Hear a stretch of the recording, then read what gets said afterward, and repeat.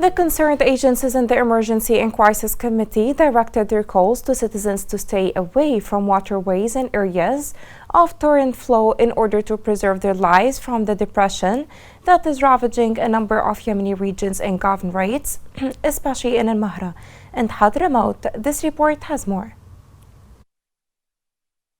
Heavy rains and torrents have been observed in Hadramaut Governorate, particularly in valley areas. And in Al-Mahra Governorate, torrents also have started flowing with warnings for citizens and drivers. Schools have been suspended, and fishermen are advised not to enter the sea during this period. Valleys and flood channels have also been opened, and an emergency committee has been formed to address the potential repercussions.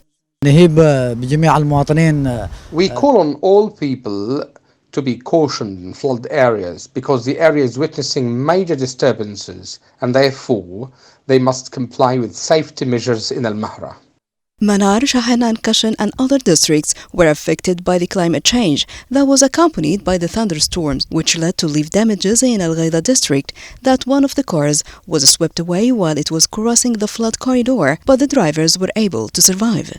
The floods partially cut off the roads and swept away a car with 2 people on board. Thanks God, they were rescued. The weather forecast for Thursday says there will be light to moderate rain, and we are still warning people against crossing the paths of floods and valleys.